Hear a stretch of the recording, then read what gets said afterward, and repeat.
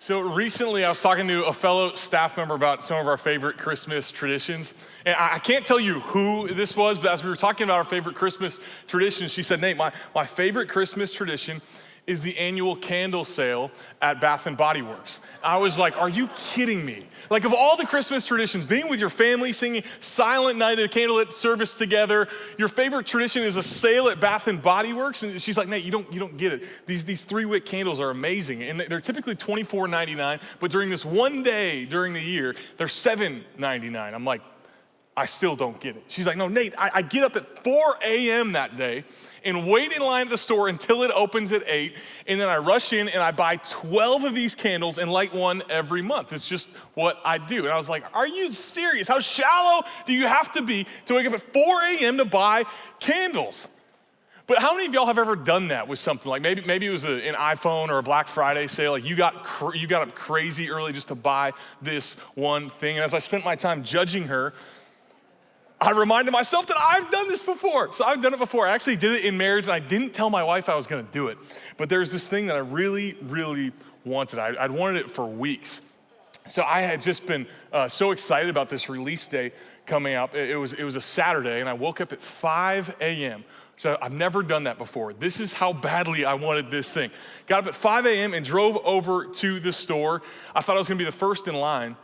When I got there was actually a line from the door all the way wrapped around the building because so many people wanted this one thing. So I was discouraged, but I went in line and patiently waited my turn until finally the doors opened and we all rushed in. We all rushed to the same aisle. So I had to wait in a whole nother line until finally I got up to this item and there was a police officer standing there just to make sure that this whole aisle wouldn't be overrun with people. It was a surreal thing to experience. And I grabbed this item and I went and I checked out. And as I was walking to my car in the parking lot, I just could not believe I had finally gotten my hands on this one thing. I just couldn't stop staring at this toilet paper that I had bought. And y'all, I was so excited. It wasn't even Charmin. Like, it wasn't the good stuff. It was like the thin stuff that you hold it up to the light and it's like see-through. I was over the moon excited because I bought that. I mean, y'all remember that? The great toilet paper shortage of 2020? It was crazy. It was crazy. I mean, toilet paper went from one of the most boring things you could buy to literally the most exciting thing. Now, why do I bring that up? I think there's something to be learned there. I think the great toilet paper shortage of 2020 taught us something about who we are. It taught us something about our character. And it's this: whenever crisis comes, we're prone to panic. When crisis comes, we're prone to panic. Obviously, with COVID, there were things and are things to be concerned about. Like, I understand storing up on Clorox and hand sanitizer, but people were buying like hundreds of rolls of toilet paper. I don't even know where you fit them in your house. We were doing that because we lost our mind. Because when crisis comes, we're prone to panic. And we've learned that over and over again this year because we've had a lot of really scary things happen this year. I mean, dangerous things, scary things, things to be concerned about. We've had the worst pandemic since 1918, the greatest racial strife and injustices since the 1960s, and by the way, a week and a half ago, rioters stormed the US Capitol. Like, if any one of those things would have happened, it would have been a crazy year. We had all those happen wrapped up into this last year, and how have we responded? We've responded with anger, anxiety, and panic. I mean, I don't think I need to convince you that our country hasn't responded well to adversity. And today, as we're continuing on in our sermon series, Hindsight is 2020, how to live a life without regret, we're gonna talk about the way to respond to chaos in a way that you will not regret later. Because while the world will be prone to panic and anxiety and anger, there is a better way. And we're gonna learn from Psalm chapter 11 this morning, the right way to respond to chaos and crisis. So if you have your Bible this morning, open it up or turn it on, because we're just gonna be sitting there in this chapter all sermon long. I really think it's gonna be helpful for you to understand the word better if it's in front of you. So go to there now, and if Psalm chapter 11 sounds familiar to you, it's because we all read it this week. If you're reading in the Bible reading plan along with us, we all read it this Wednesday. And whenever I read it, I knew I had to preach on it because it's just such a timely word.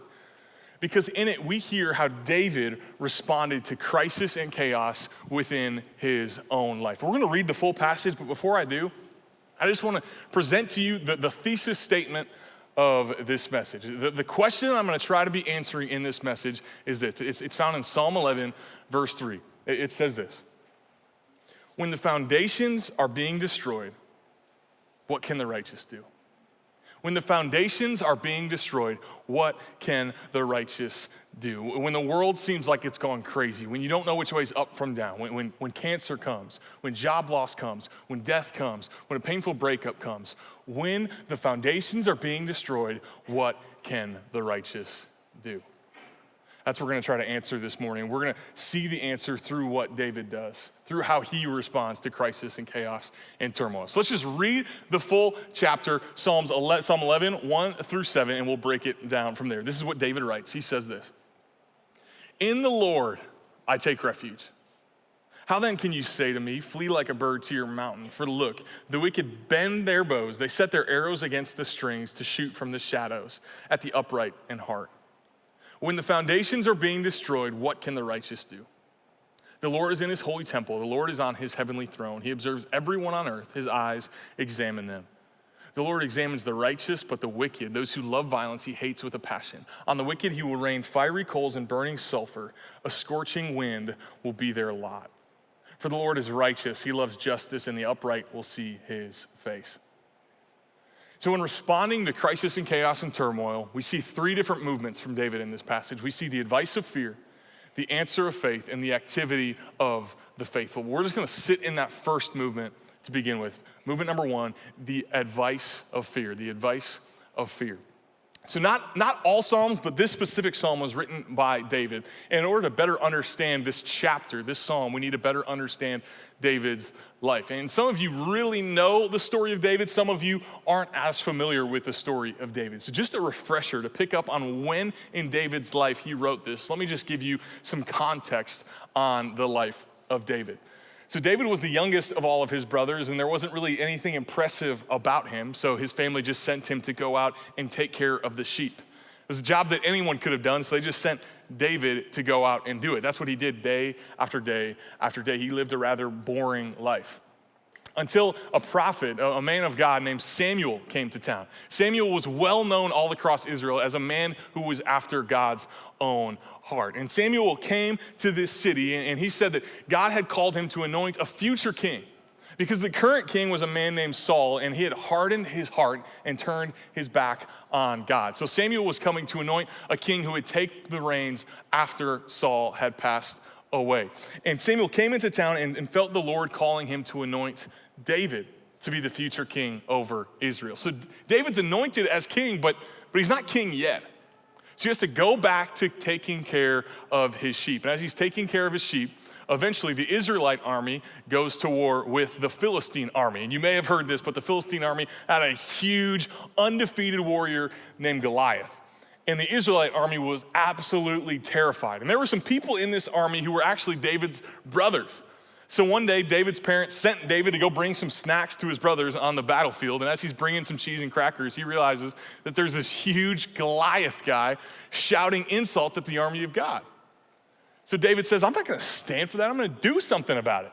So he takes up his sling and his stone and he knocks that giant down to the ground. And from that moment on, this king that David would one day replace started welcoming him in to his presence.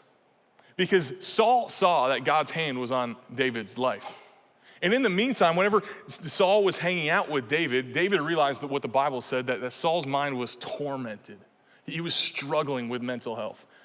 And in the midst of that, David would play his harp in the presence of Saul, and it would put Saul's mind at ease, and they developed this friendship.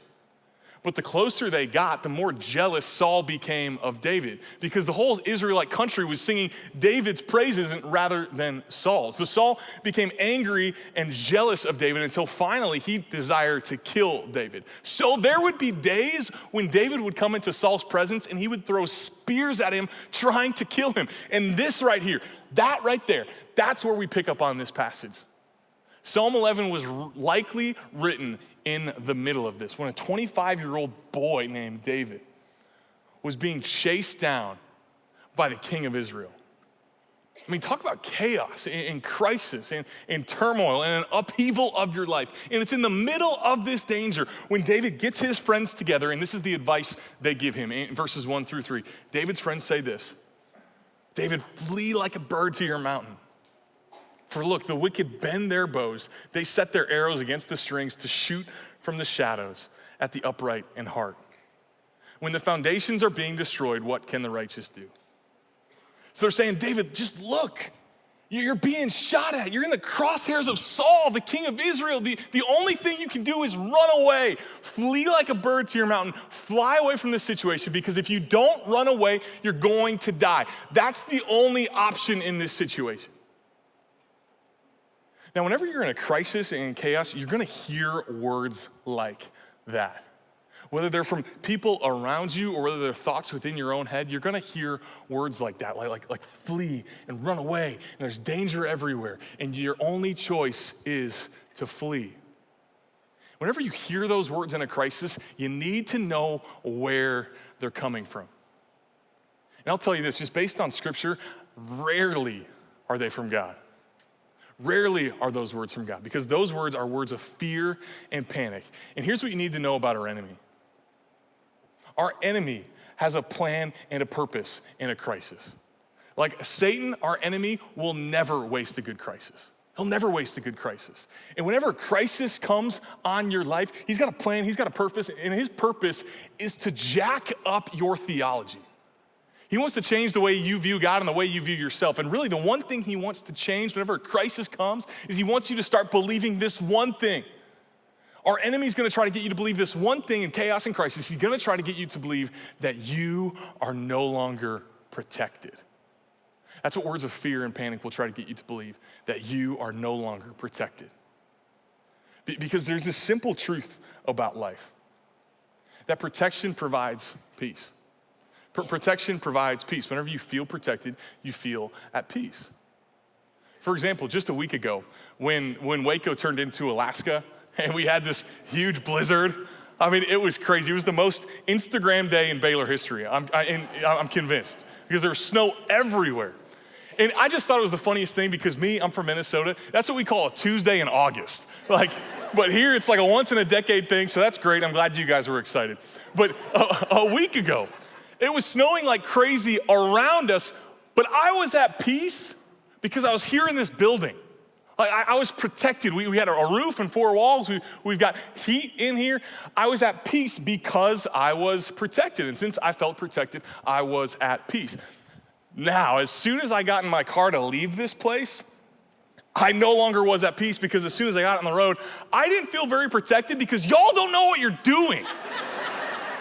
Like, I know what I'm doing on the roads when it's snowing. Y'all are crazy. I was behind someone going like 13 miles an hour on 84. I'm like, you can drive, it's okay. And then we canceled school the next day when everything was fine. I'm sure it was a wise decision. Whatever. But all I know is that I didn't feel at peace on the roads because I didn't feel protected. Now, this is just a simple truth in life. Protection provides peace. This is why in the middle of chaos and crisis, Satan's gonna try to get you to believe these words like run and flee and hide, and your life is over and there's danger in the shadows, because he's trying to attack your protection. He's trying to remove your protection, because if he can make you believe that your protection's removed, he can remove your peace. That's what Satan's trying to do in the middle of crisis. But here's what's also hard about life and about David's situation. Danger is real. Danger's real. There really was a king that wanted to kill David. Right now, there really is a pandemic. There is racial tensions. There is political unrest. There are things going on. But in the middle of those crises, in the middle of that chaos, we're gonna hear two different words. We're gonna hear words of fear, we're gonna hear words of faith, and we need to be identifying which are which. In words of fear, words from our enemy will always sound like David's friends. They'll always sound like this. You gotta be able to identify them. They'll sound like this: you're no longer safe, and you need to fix this.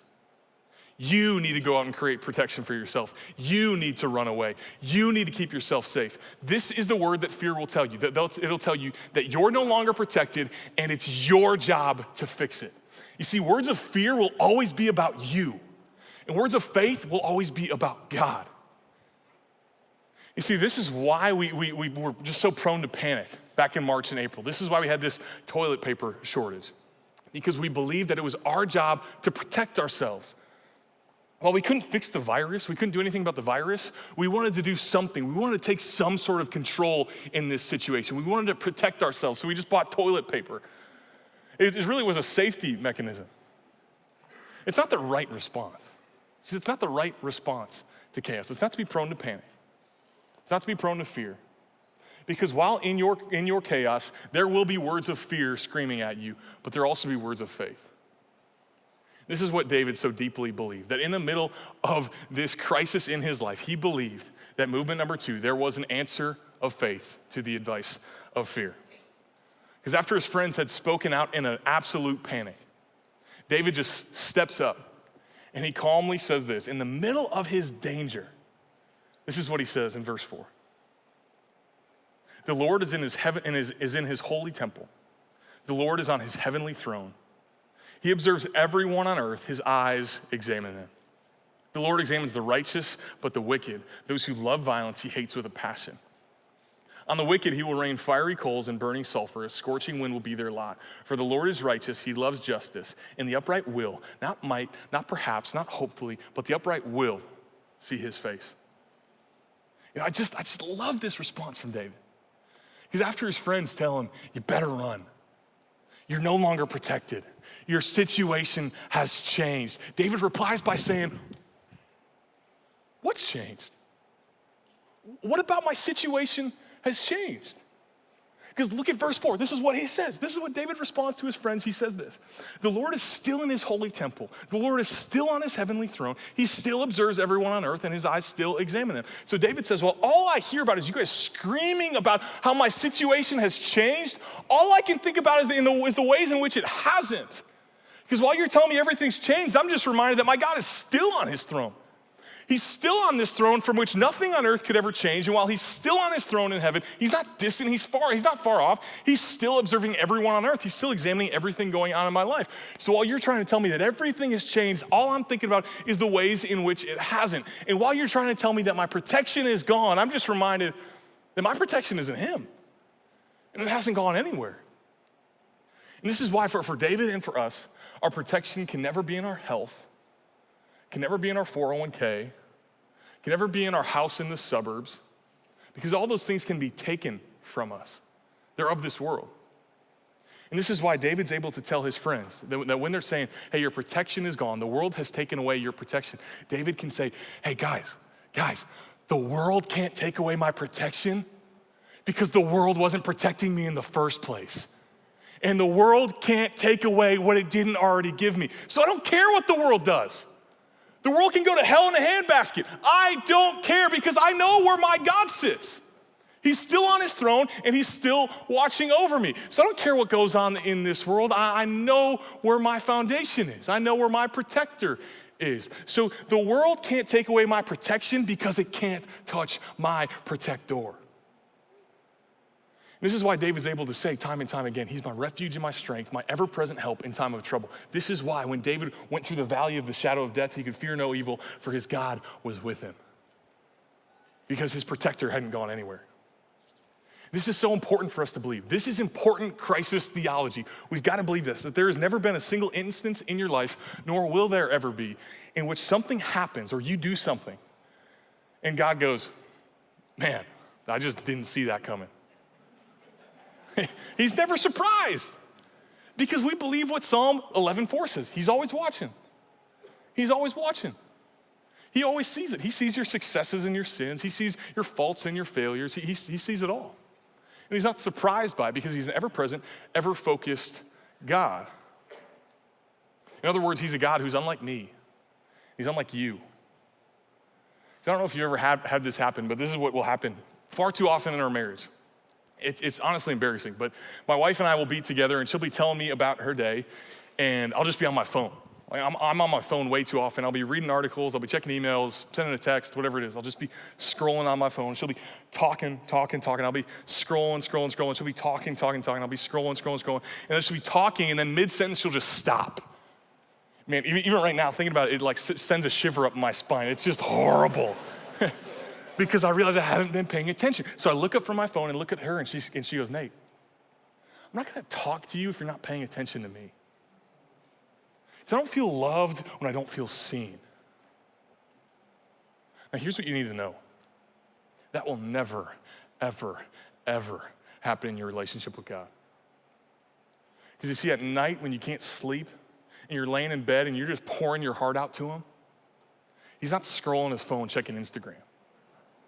Like whenever you're praying to God, at any time of the day, he's not up in heaven distracted by taking care of something in Australia. He's not distracted by something going on in Africa. He's consumed with you. He's paying attention to you. Because we believe what David says in Psalm 11:4. We believe this, that the Lord is on his heavenly throne and he observes everyone on earth. His eyes examine them. So this is important. Even though there was an angry earthly king who had his sights set on David, there was also a glorious and majestic, powerful, eternal king who also had his sights set on David. So it didn't matter what this earthly king did. There was an eternal king with far more power and authority than Saul ever could have. So David said, I don't care what Saul does. I know who my God is. And he doesn't just see my situation, he acts in it. Because as I said before, that Satan will never waste a good crisis, neither will God. God will never waste a good crisis. We believe Romans 8:28, that he's working all things together for our good and his glory. This is what the entire second half of Psalm 11 is all about. David's saying, man, those who love violence, I believe that they're gonna get violence. I believe that those who love God, they're gonna see God. God's gonna work this out for my good and his glory, because that's who my God is. So David believed that his God was on his throne, that his God was seeing his situation, and his God was gonna act within it. So if this is our theology, how then shall we live? If that's what we believe about God, what should our response be to crisis?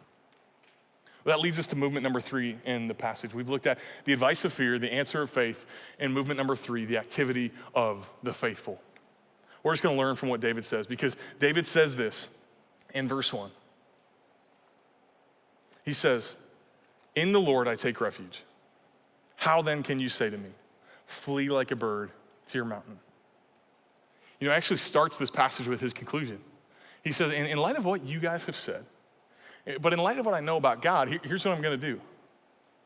I'm gonna take refuge in the Lord. And if I had to summarize this chapter, if I had to summarize Psalm chapter 11 in a sentence, it would be this. The world flees, but since God sees, I'll stay. The world flees, but since God sees, I'll stay.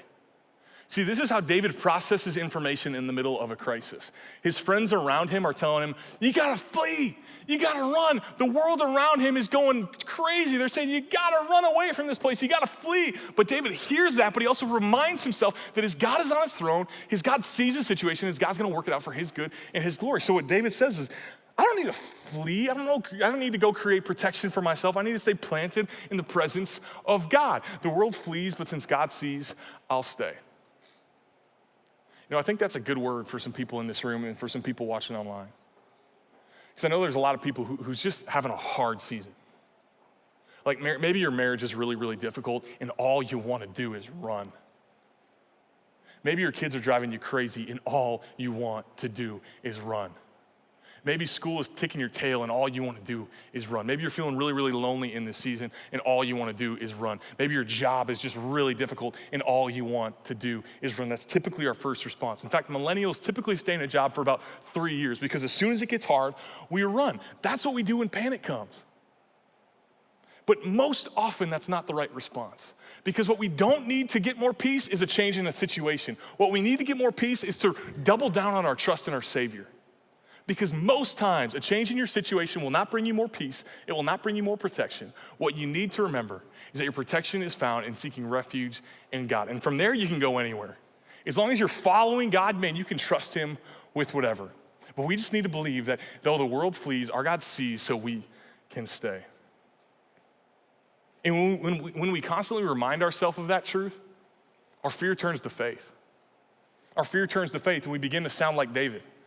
Because look at Psalm 11:1 again. This is how he speaks to his friends. It's almost like an arrogance. He says, "In the Lord I take refuge. How then can you say to me, flee like a bird to your mountain?" It's like he was offended that they would offer up any other idea than taking refuge in God. It's like he's saying, how dare you? How dare you tell me to flee and go out and create protection for myself? Because if I would leave God's presence, that's in the most danger I could ever find myself. So David says, no, I'm gonna sit and plant myself in God's presence, regardless of what's going on around me. Now, that's a faith-filled, impressive response from David. It really is. When crisis came, he responded in faith. That's an impressive response. How do you know if you'll respond that way? You know, all of us probably have someone in mind who had cancer come or had death come or job loss come. They had something come in their life and they responded with faith. How do you know if you're ready to do that? How do you know if you're ready to take refuge in the Lord in your tomorrow? Because all of us have something coming in your tomorrow. I don't know what it is for you. I don't know if it's family strife. I don't know if it's a health scare. I don't know if it's job loss. I don't know what it is for you. I know that you've got something coming in your tomorrow. How do you know if you're going to take refuge in the Lord tomorrow? If you're already taking refuge in the Lord today. That is the number one indicator of what you're going to do tomorrow is what you're already doing today. Because we like to think, our theology is that whenever we need faith, we can just kind of turn it on.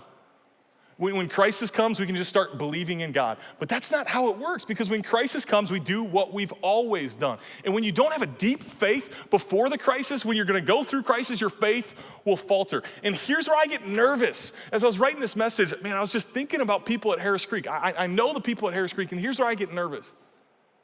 I think there are a lot of people here and online who either don't understand or don't just do a good job of seeking refuge in the Lord on a daily basis. Because here's what your faith looks like. This is what the average faith looks like at Harris Creek. You show up to church every once in a while. The average attendee goes 2 every 4 weeks a month. So you show up whenever you want. Then you read the Bible whenever you want, which is not very often because you never really want to read the Bible. And then you end up praying around meals because you feel like that's when you're supposed to pray. And that's what your faith looks like. And that's not seeking refuge in the Lord. That's a passive hobby that will not help you when your day of crisis comes. But on the other hand, we've got people here at Harris Creek who are seeking refuge in Jesus every single day. They're reading the word even when they don't feel like it. They're praying for their kids even when it feels like it's not making a difference. They're serving faithfully, they're giving generously, and they're fasting frequently. And these people, when crisis comes, they'll remain standing because they know that my protector is God. My protection isn't from this world. So let's go back to the question that I opened with. Let's go back to the thesis statement, the question in verse 3. David's friend said this: when the foundations are being destroyed, what can the righteous do? When the foundations are being destroyed, what can the righteous do? How should we answer that question? Well, I don't know about you. I don't care if you're not excited about this. Can we actually put the slide back up there? It'd be helpful just to see it. Because you see this question, when the foundations are being destroyed, it's not possible. This is a non sequitur. It's not possible for us as believers in Jesus. Our foundation will never be destroyed.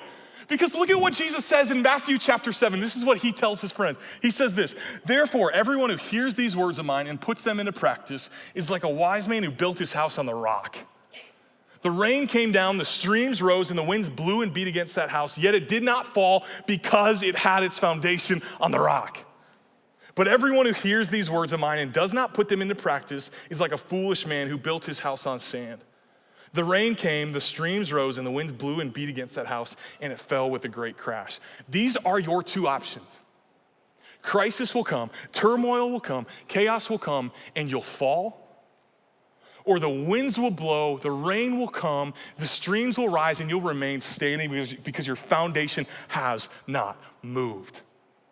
This is where we get to stand as believers in Jesus, because our foundation is in the gospel of Jesus Christ, that Jesus came and lived the perfect life we should have lived. He died the death that we deserved, and then 3 days later, he defeated death, hell, and damnation. And by doing that, he's done something that the world could never ever touch or change or shift. You can take it to the bank. It's true every single day of the week. So even when crisis comes in your life, we get to remind ourselves of this truth, that my hope is built on nothing less than Jesus' blood and righteousness. I dare not trust the sweetest frame, but I wholly lean on Jesus' name, because on Christ, the solid rock I stand. All other ground is sinking sand.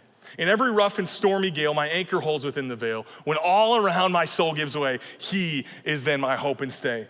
So when he shall come with trumpet sound, oh, may I then in him be found, dressed in his righteousness alone, faultless to stand before the throne. That's our foundation in Jesus, and it's not going anywhere. It doesn't matter what happens here, that's just the truth. So it doesn't matter what happens around you, you gotta know what's happened to you. That Jesus has saved your life, and that's the foundation on which we stand. So when the foundations are being shaken, when the foundations are removed, what can we do? Remind ourselves that our foundation will never be shaken. It doesn't matter what comes tomorrow. You know, I love that hymn, because David could have written it.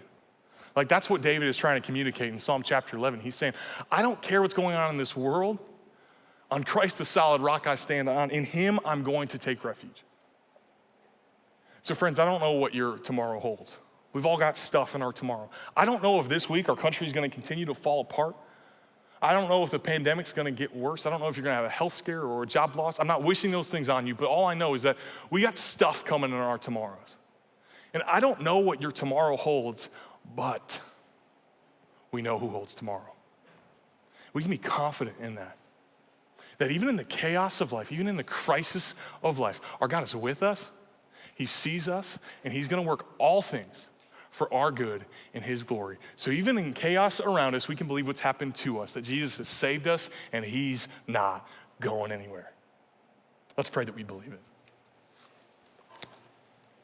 God, thank you that even though the world around us sometimes feels like it's on shifting sand, we can be confident that we can stand on the rock and that we can stand firm, not because we're courageous, not because we got guts, but because we know the truth. That there's nothing that this world can do to shake our foundation, because our foundation is in Jesus Christ. God, I know that we've got people in this room and online who feel like they're in sinking sand. They feel like everything around them has shifted, and they're already feeling the weight of this world on them, and they're in sinking sand right now, even at this moment, this morning. God, in your grace and your mercy, would you take hold of their hand, and would you pull them out of that sinking foundation and instead plant them on the firm rock of you? God, would you do that? And for those of us who have built our house on the rock, God, I pray that you would just strengthen our faith, that you'd stiffen our spine, that we wouldn't be impacted by what happens in this world, because we know who owns the world. We know who owns history, and it's you. You're the one who's on your throne. You're the one who's watching over us. You're the one who's working all things for our good and your glory. So we don't need to fear about what comes tomorrow, because we trust you. So God, would you fill Harris Creek with faith-filled believers in Jesus who are actively seeking refuge in you every single day, that we wouldn't let the world around us or our own emotions determine what we do, but every single day we just wake up and we seek refuge in you. And by doing that, God, would you allow your Holy Spirit to change our hearts and change our church, so that when the world around us is sinking, Harris Creek would remain standing. So Father, we love you. We're grateful that we can be confident in our Son, in our Savior, and in our friend Jesus. It's in his powerful name that we pray. Amen.